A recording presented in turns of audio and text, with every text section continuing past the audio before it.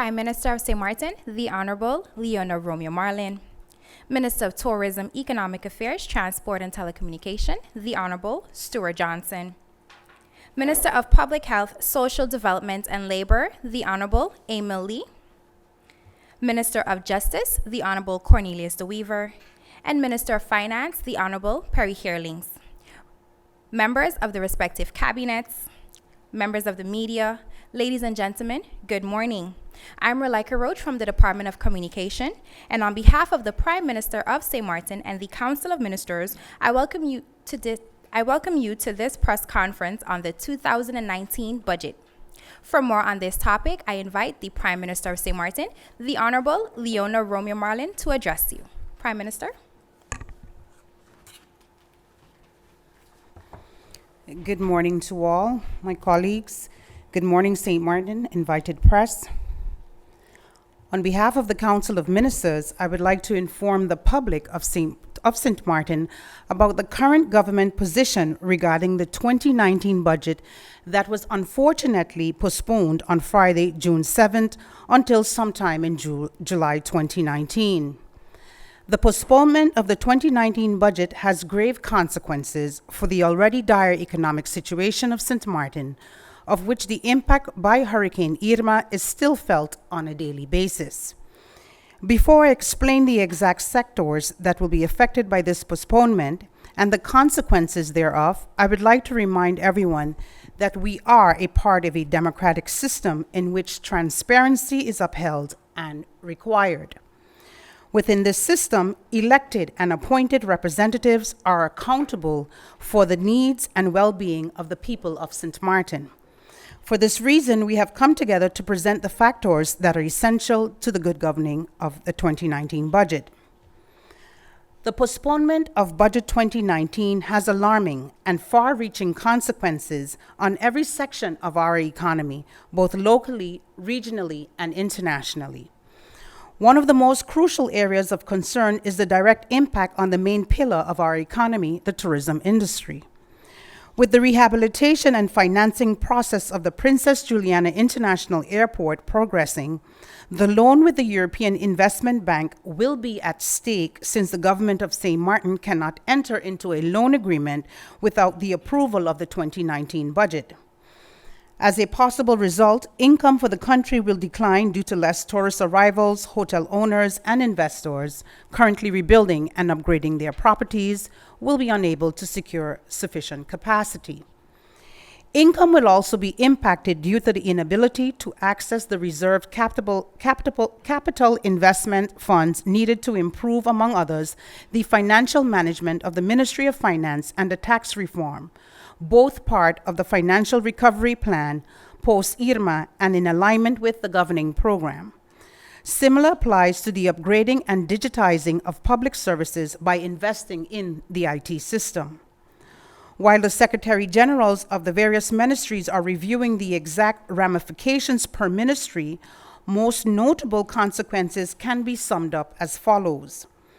The earmarked funds for the purchased land for the sewage treatment facility in Coal Bay and the funds earmarked for the contribution of St. Martin towards the 10th EDF sewage project will be jeopardized. Both projects are dependent on cooperation with external partners, EU and French St. Martin namely.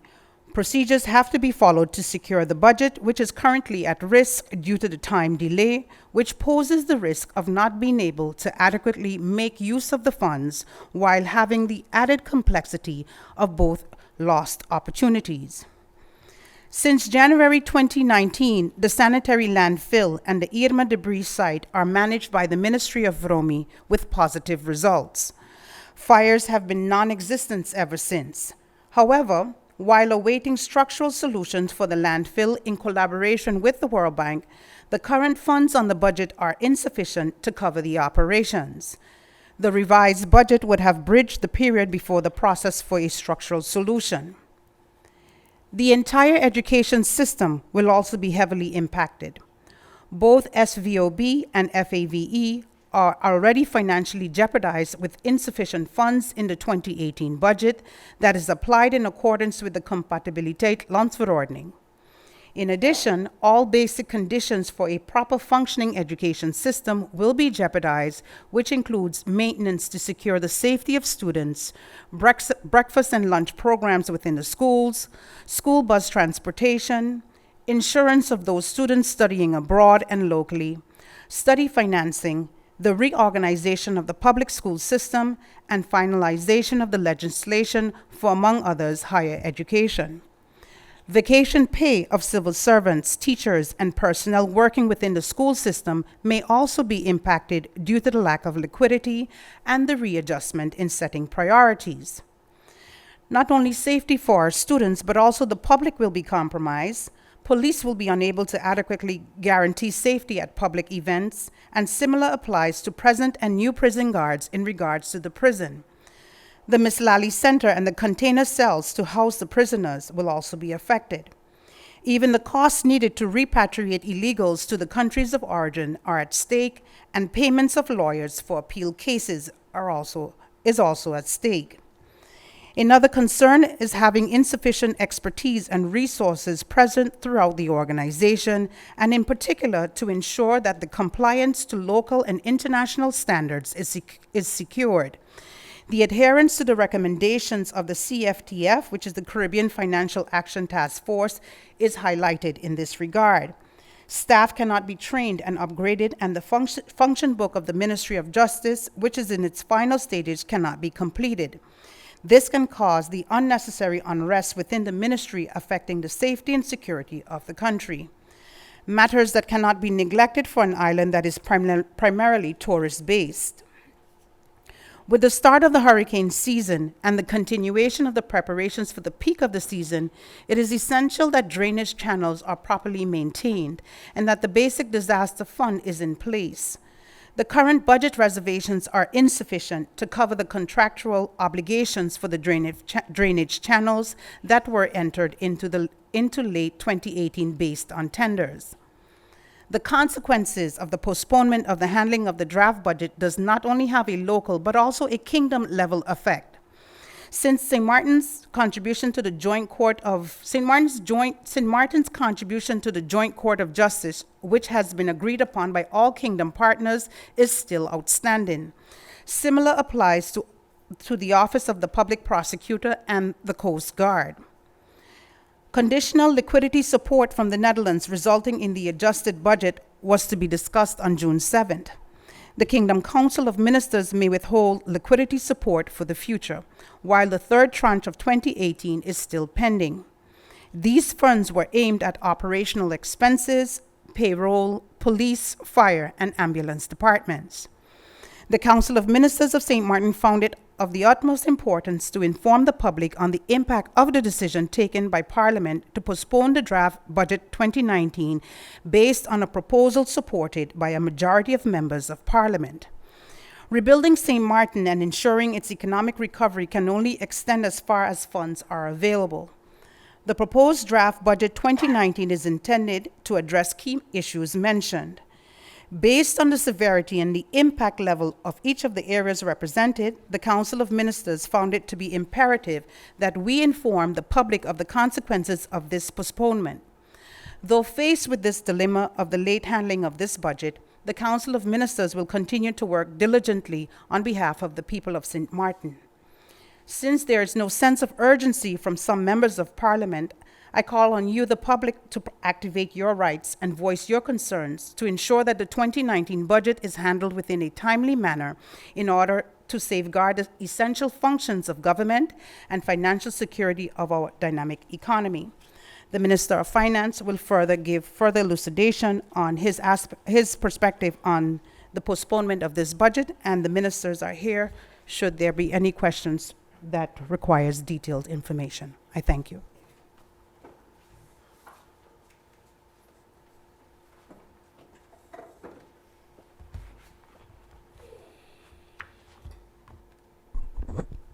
Good morning, St. Martin. Good morning, the press corps and my esteemed colleagues and all other guests here present. Ladies and gentlemen, the people of St. Martin, it is quite unfortunate, and the Prime Minister already informed you of some severe consequences that this delay will cause if it's ongoing. As I look at it right now, I don't foresee anything happening soon in the month of June. Now, after all the items put forward as possible risk by the Prime Minister, I can also add on to some of these consequences. First of all, let me paint the context of the financial predicament country St. Martin is in since we became an autonomous country in 2010. Our financial household has never been what it was supposed to be. And as many ministers of finance before me tried their utmost, I assume, to fix that, this government, when we started out almost a year ago, we took the responsibility to fix once and for all our financial dilemmas. With financial dilemmas, I also mean to say that if you look in the context of this budget, we are talking about 70 million guilders in deficit. So if I was a regular person in the street, I said, what is this all about? We are talking about a deficit. That means there is no money. But what I see is that everybody still has the feeling we could cherry pick where we want to have 100,000 towards my plans and this. It doesn't work like that because we don't have the money. The budget is a document that shows the wishes, the plans of the government. That does not mean that we have the money available. Once that budget is approved, we will have to work towards getting the money. One of the main income is from our single donor, the Netherlands. And whether we like it or not, that is the country that has been providing for us for the past 2 years, ladies and gentlemen. Our salaries, your health care, your kids going to school, the road system, the buses driving, your emergency fly out to get medical help, is all being funded with the help of the Netherlands. Don't forget that. And here we are, trying to fix things that have been wrong for the past 10 years and even longer. May I also remind you that we have an instruction, a kingdom instruction that was passed upon us in 2015 to fix our finances. As I mentioned in previous meetings that we had in Parliament, our social debts are almost 1 billion guilders. And here we are trying to cherry pick on boneless or meatless bone. There is no fat, there is no meat, there is only bone. This government is on the track of fixing this. We have some priority projects that are right now under serious threat not to be able to be implemented. and all the other consequences that the Prime Minister mentions, people of St. Martin, your livelihood, your social well-being, your health care is at stake, is seriously at stake. You know, if you want to work good with a budget that you have, a budget should be passed early in the year, preferably at the end of the preceding fiscal year. Just a reminder, in November 2018, our budget was presented to Parliament. Parliament, some members of Parliament saw it fit by stating that there was not enough time to peruse the documents and to study, research, whatever they needed to do to fulfill their democratic obligations under our Constitution. In the meantime, this budget had to be amended because of the total expenses of our country, approximately 503 million. The CFT and the Kingdom Council of Ministers said that that was too much, was too high. So they say, we have to go back to the drawing table and try to find a common ground with CFT to come to a different amount that is lower. They decided that amount should have been 475. In our good relationship that we have developed with the CFT for the past months, we were able to raise that amount of 475 to 478.8 million guilders, an achievement in itself. Shortly thereafter, that was presented to Parliament. Shortly thereafter, again, instructions came, and because we had to raise some capital expenses, which included on the Justice Department to be able to fix our prison and to pay for the support at our police force, that caused our expenses to be raised to 483 million.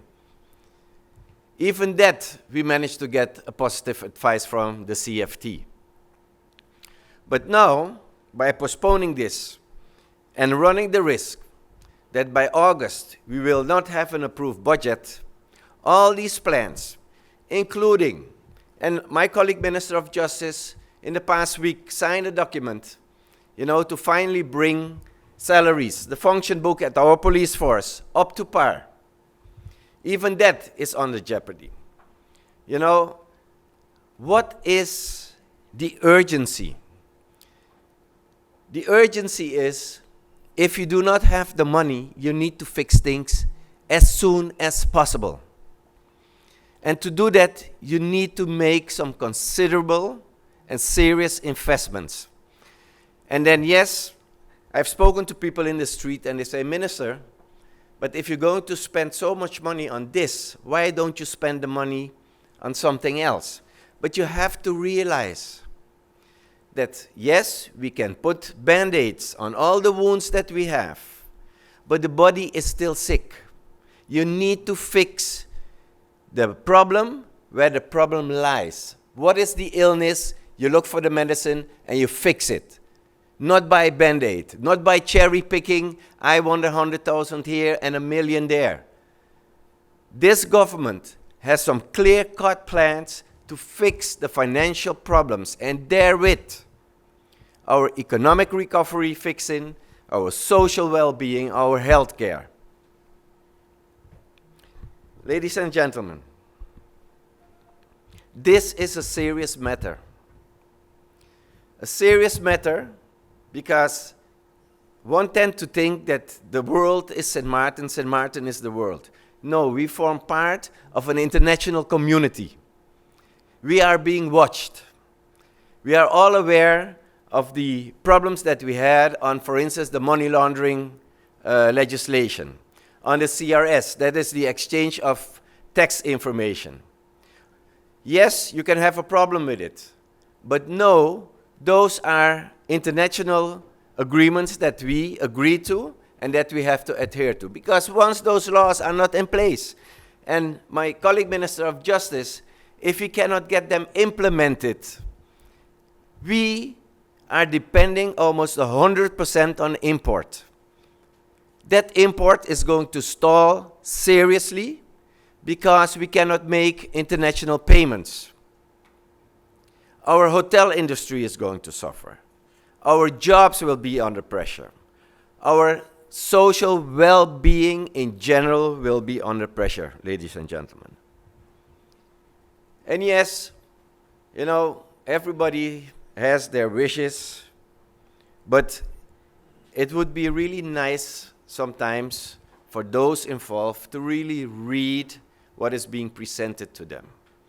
Now, as I understood, the main reason for postponement was that there was not enough time to peruse the documents. Again, well, ladies and gentlemen, knowing my own people, my Ministry of Finance made sure that all the amendments that we needed to make through the notice of amendment were highlighted. And if we tops had 15 pages only that is different from the budget that is there since 2018, then one may wonder how much time do we need to peruse 15 pages to come to finally discuss and handle this budget. Because mind you, since November 2018, the budget is there, so enough time to go through all the pages. And it's just maximum 15 pages that shows the different things that we needed to change in this budget.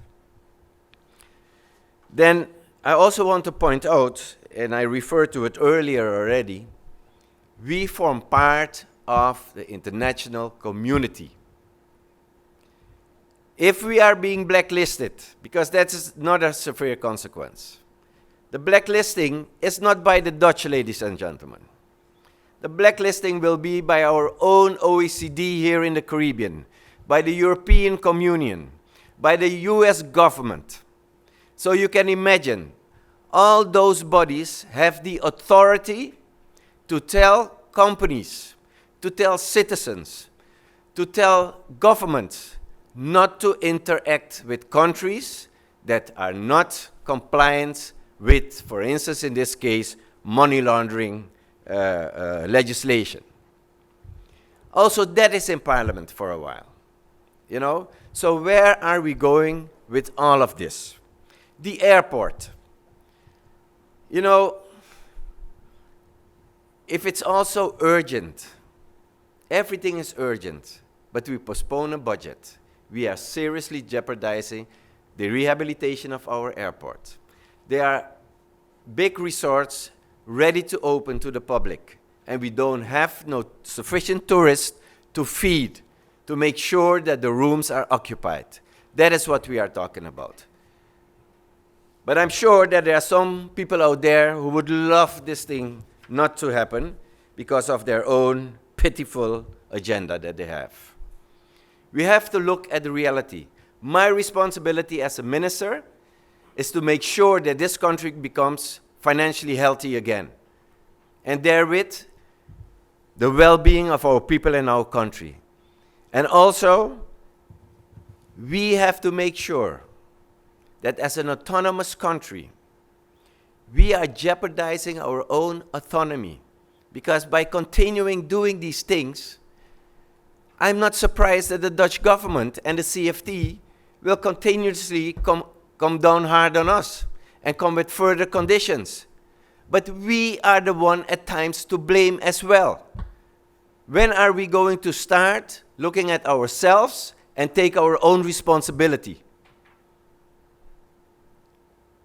We are talking here about a deficit budget. We do not have the money. And thank God for you, the people. Your resilience, that is what carried us for the past 1.5 years. And the visionaries in our business community that made sure that jobs are being fast created again, the businesses open again.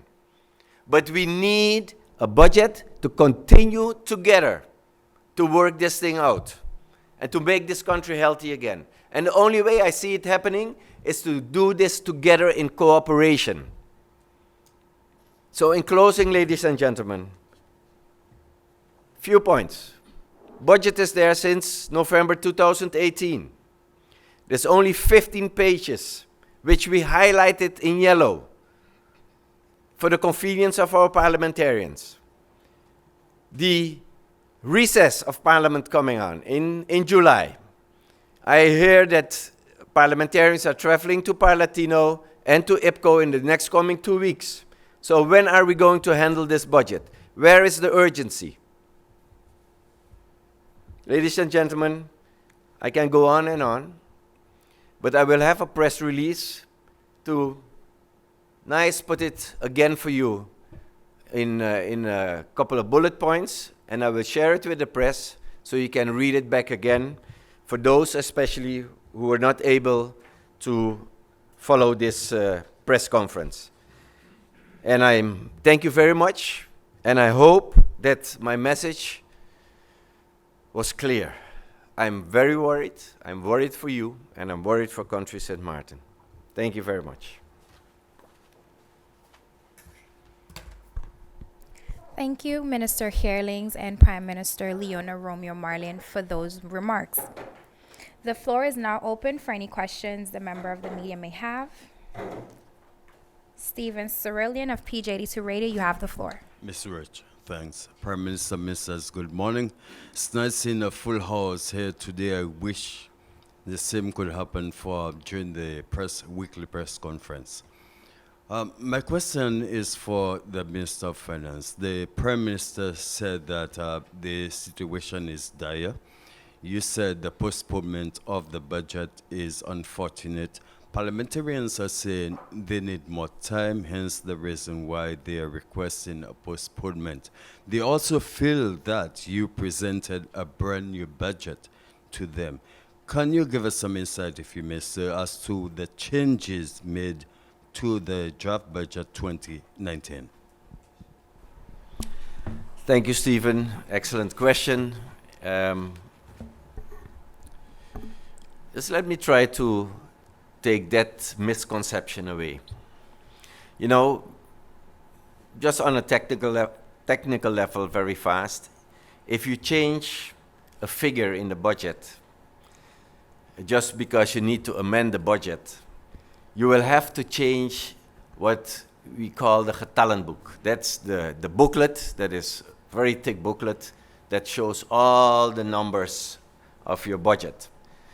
So every time that you do an amendment, you will have to change that as well, and it goes along to Parliament. So when you get it, you know, again, it will be a big pack like that. But for me, if every time you get a big pack like that, you just look at the pack and then you say, oh, this is a complete new budget. You know, if you read the elucidative notes to it, then you will see that it's only on a couple of subjects on that budget that amendments were made. And as I mentioned before in my remarks just now, we even highlighted it for the parliamentarians. You know, maximum 15 pages. That's all. So I think the people of St. Martin should count on their parliamentarians that since 2018, when they had the budget, that at least they took their time to go over that budget, including the amendments that follow suit. Now, in this last budget amendment, it's a notice of amendment, so that means that the budget that was presented to Parliament will remain there, and this document will be added to it, and it becomes an intrinsic part of it, while the previous one was retracted and replaced. Now, in this budget, why we needed the notice of amendment was mainly because of the omission of financing for the support at the police department. So we had to put that in it. There were some other small changes that we needed to do for the FROMI and also for finance and the prison that we needed to add to it. So these were small changes, you know. So I don't understand that perception. If you read, then you know exactly what is going on. But that is how it is. Nothing more, nothing less, Mr. Cerillion. Thank you. Thank you, Minister Hearlings. Alita Singh of the Daily Herald, you have the floor. Thank you, Relaika. Good morning, Prime Minister, ministers of the Council. To put the situation into perspective a little bit, the opposition MPs can be said to be doing their job as opposition, of course, so thwart government in every way they want to. But my question is more about the state of the coalition at the moment. One coalition MP did vote for more time, and one coalition MP was absent. So in other words, one can say that it's the coalition that's holding the budget at ransom at the moment and not so much the opposition. My question therefore is, what does the current Council of Ministers enjoy the full support of 8 members in Parliament? And if not, then of course, what is the next step? And my second question, just to get things rolling faster, is that budgets being delayed is nothing new on St. Martin. Is the urgency to pass this one mainly the Dutch aid that needs to come forth due to clauses in the budget, as Minister Kearlings pointed out, that we are dependent on that money. So is that the urgency, or are there other more severe issues? Thank you.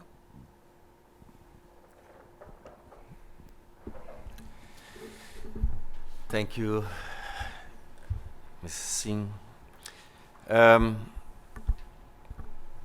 You know, this press conference was called to put out the urgency and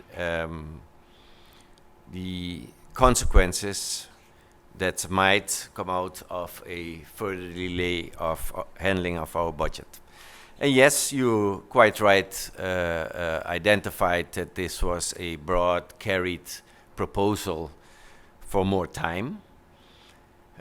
Mind you that each member of parliament in parliament, so to speak, have their opinion and vote their conscience. That's what they always say. So they can have an opinion on it. And if the parliamentarians find we need more time, then they need more time. However, as you already said, the opposition is the opposition. I think that is a very wrong message and a wrong perception. The opposition also has a responsibility to govern this country.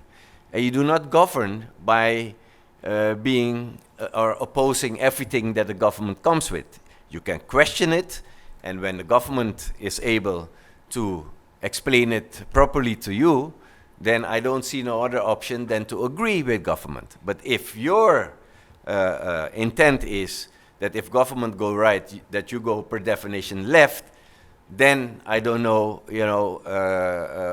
how a country will be governed. And it's quite unfortunate that it happened the way it happened, but that's why we call this press conference, to express and to inform the public of the consequences thereof. Now, on the second question, the urgency, if that's only the liquidity support. For the past months, I myself, but also other colleagues, have been talking about their priority projects. And let's stick to the ones of the Ministry of Finance. We are all complaining about the Dutch want to do what they want to do and want to impose their way on us. We are an autonomous country, But are we an autonomous country? Because if this is the way that we carry on, we're going to lose our autonomy. Because we give it over to others who are going to dictate. And it's not only the Dutch. I explained to you the European Union can dictate to us. The American government can dictate to us. The OECD can dictate to us. So don't only focus on the Dutch. Yes, we need liquidity support. But no, that is not the only urgency. The urgency is we need to stop begging for money with third parties. We St. Martin, has the potential to become a country that can carry their own load. But what are we doing with infighting, hidden agendas, business deals? St. Martin is not a supermarket for a few. St. Martin belongs to the people, and we have some plans, and one of the urgency plans is to fix our tax department, to fix our public financing. We have an instruction dated from 2015. 4 major instructions in there, and in 4 years, we only managed to fix one. And their thing is to fix our taxes.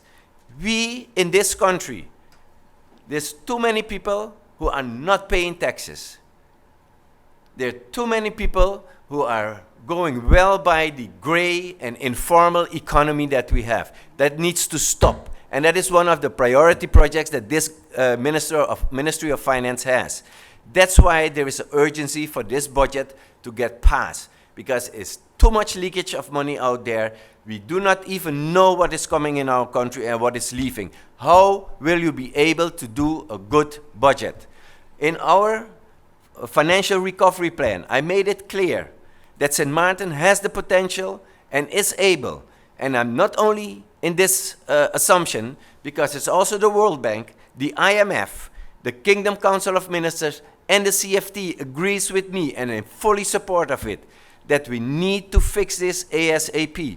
Because if we cannot find out, or if we do not know what is being imported, what is being exported, how can you ever come to a clean budget?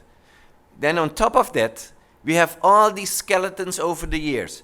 In Parliament, they laugh about the word skeleton, but let me explain you something. If in our social society we have almost 1 billion guilders in debts, where do they come from? We didn't pay our bills. We didn't commit to our duties when we became autonomous. We took over a 300 million guilder debt when we became autonomous. What did we do to fix that? We didn't do nothing. The only thing we did was spending money, deals here and there. This needs to stop. And that is the only thing that I was hired for to do, and I'm going to fix it, whether they like it or not. But that is what needs to be done. And that's why it is urgent that this budget is getting passed in Parliament, so we can get on track and get to fix it. You know, my colleague of FSA with his health project, my colleague of TIAT with his economic recovery plan. There's so much that we need to fix, but hey, we need more time. You know, since 2018 it's there, it's only 15 pages, but we need more time. You know, the job of being a parliamentarian, you're supposed to be on a job for 40 hours a week, right? That's what you'll be paid for. But we have on and off meetings, we do. Go to work. They expect it from us, no? So we do our part. This is the part that we did. So take your responsibility and let's fix this country together. We have no idea what's happening. We are still in a state of emergency in St. Martin. And we are acting like, you know, nothing ever happened. We need to protect our airport in this hurricane season.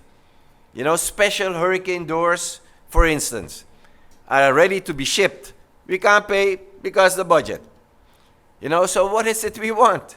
Then we're going to end up sending people home, and then, yeah, they're all going to point to government, because this is the worst budget ever presented in Parliament. That is quite strange to me, because the CFT, highly qualified people from all over. The World Bank, highly qualified people. IMF, highly qualified people. But it's still not a good budget. So what is it that we want? Do we want to continue, you know, doing the things that we used to do? We are running a country, not an island territory anymore.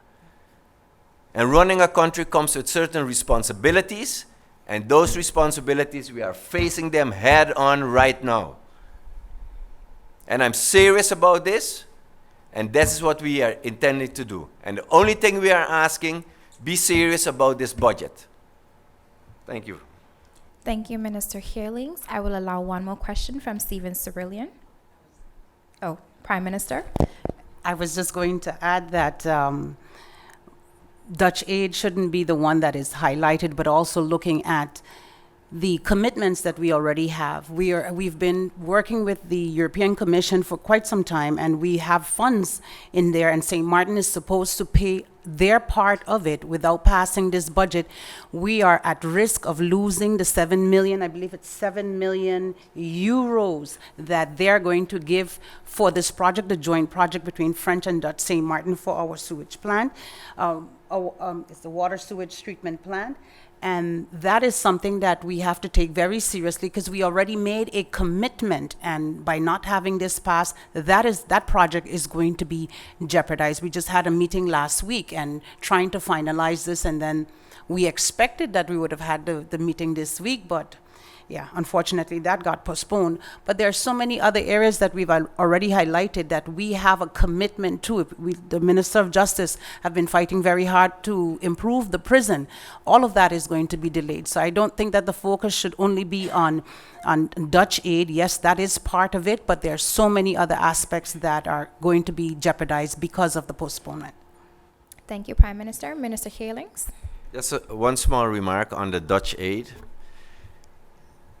My financial recovery plan was very clear, also towards the Dutch. The main aim is, again to repeat, perhaps, that as soon as possible to reach at a stage that we do not longer need to rely on Dutch aid, and that we can hold up our own pants, so to speak. That is what this program is all about, people. You want to be autonomous? Then take your autonomy. Take charge of it. But by doing this bickering and whatever we are doing right now is, giving everybody else the opportunity to take charge on behalf of us. That is the whole difference. Thank you. Thank you, Minister Heerlings. Stephen Cyrilin, I will allow the final question. Thank you, Mr. Roach. Minister of Finance, based on the situation as is, I take it that the CFT has been notified, so is the Kingdom Council of Ministers. What sort of reaction has there been? Mr. Cyrilin, you're hot today.